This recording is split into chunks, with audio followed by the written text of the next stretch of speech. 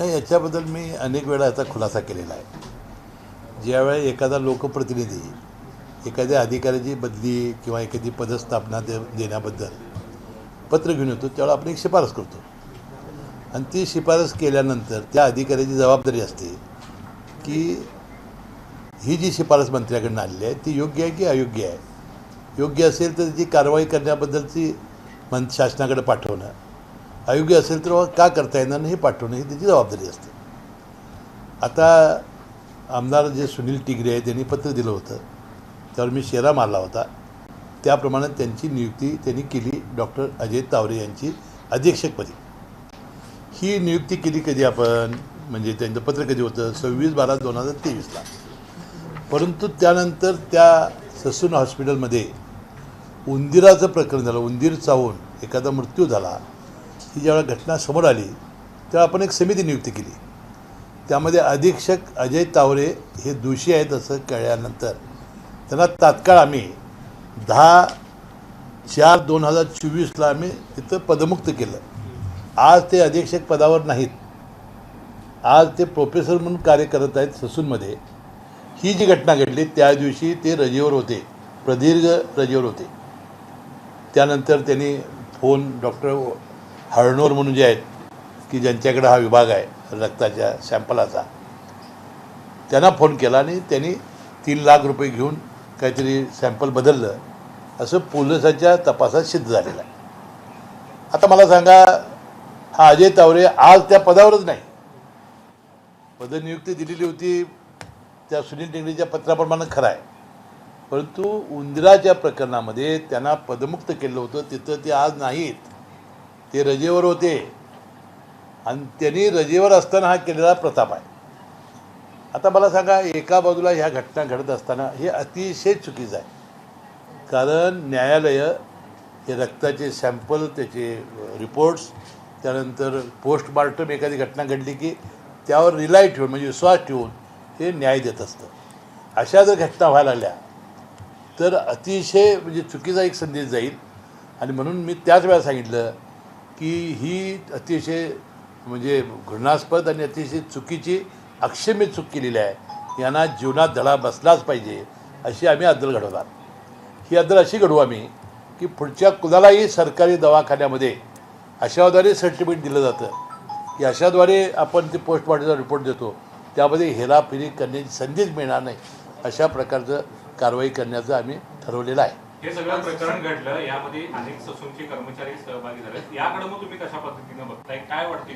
आता आम्ही तात्काळ दोघांना निलंबित केलं. तो जो शिपाई होता त्याला निलंबित केलं, कारण लगेच बडतर्फ करता येत नाही, त्याची चौकशी केली जाईल. पोलीस एका बाजूला तपास करतायत, पोलीस आपली कारवाई सुरू आहे.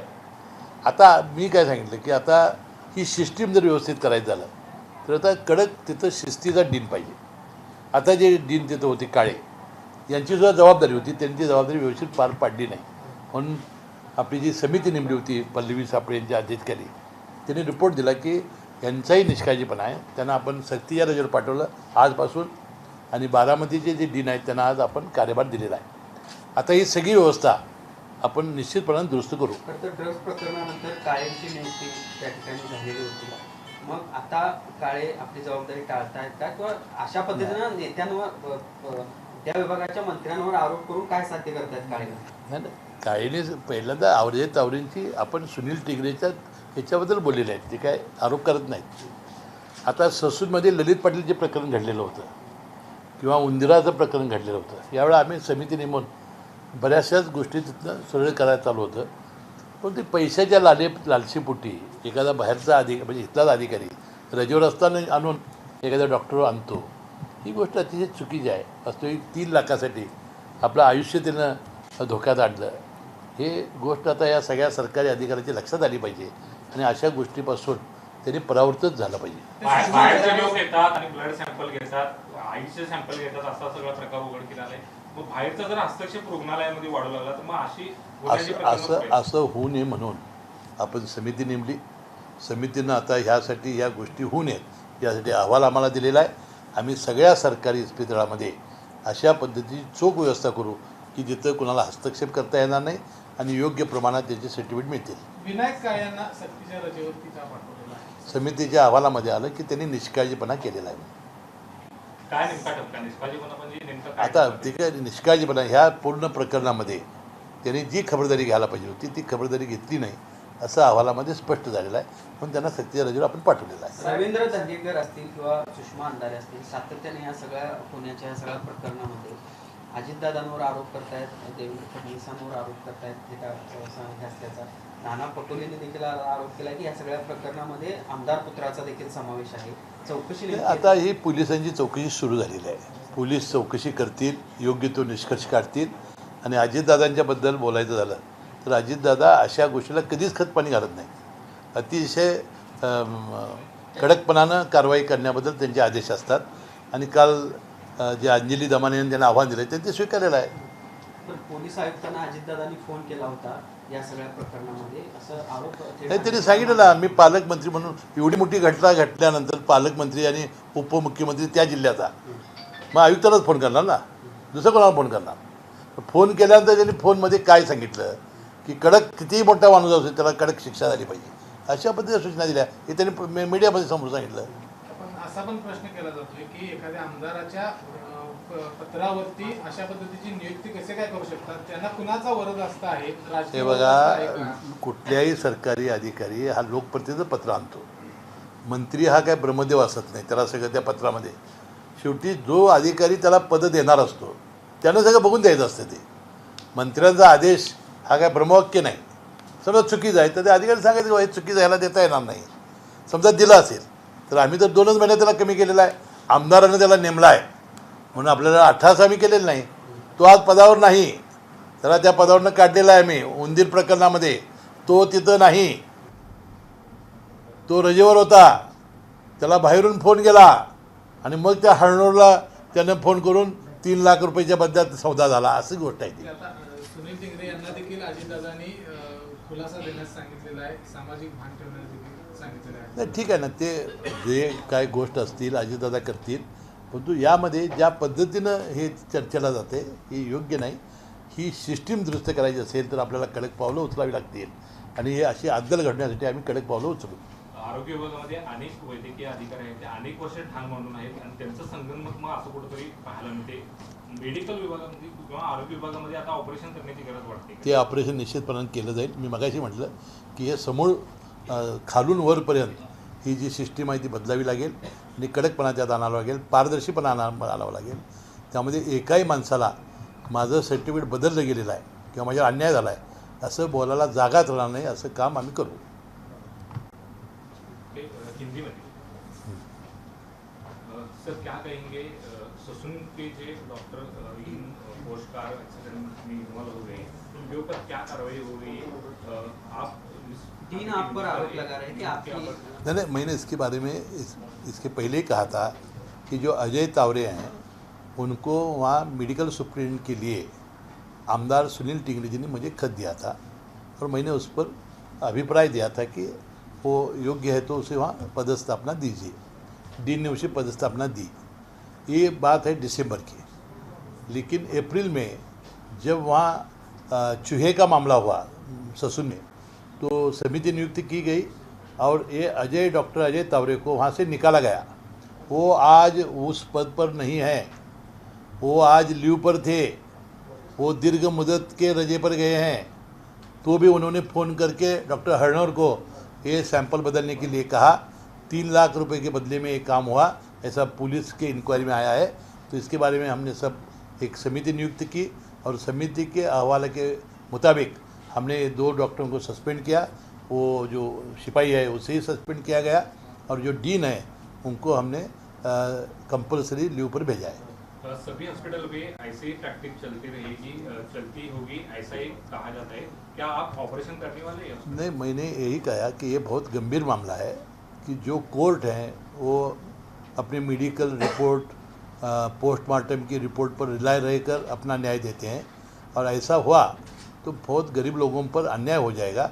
ऐसी बात होनी नहीं चाहिए. उनको जन्म में ये अद्दल घटनी चाहिए. इसलिए हम कठोर से कठोर और हम प्रयास करेंगे और बदलाव लाएंगे. कल काल महाडमध्ये आंदोलन करत असताना जितेंद्र आव्हाडांनी बाबासाहेब आंबेडकरांचं पोस्टर फाडले. प्रतिक्रिया म्हणतायत नाही, जितेंद्र आव्हाडांनी मनुस्मृतीचं दहन करायचं होतं तर त्यांनी डॉक्टर बाबासाहेब आंबेडकरांचा फोटो त्यावर छापण्याची आवश्यकता नव्हती. जी गोष्ट आपण फाडणार आहोत आणि जाळणार आहोत त्यामध्ये डॉक्टर बाबासाहेब आंबेडकरांचा फोटो आपण जाळतो आहे, त्यांना फाडून टाकतो आहे, ही किती दुर्दैवी गोष्ट आहे. म्हणजे आपण काय करतो आहे याचं भान त्यांना राहिलं नाही आणि समस्त मला वाटते सगळ्या देशवासियांचा फार मोठा अपमान यामुळे झालेला आहे. त्यांची माफी मागून ती जाणार नाही. कारण डॉक्टर बाबासाहेब आंबेडकरांचा ज्यावेळी फोटो फाडला त्यावेळी आमच्यासारख्या अनेक लोकांना वेदना झाल्या. असं आपण काय करतो याचं भानच त्याला राहिलं नाही. प्रसिद्धीसाठी आपण एका राष्ट्रपुरुषाचा अपमान करतो आहे हे भान न राहिल्यामुळं या गोष्ट झालेल्या आहे.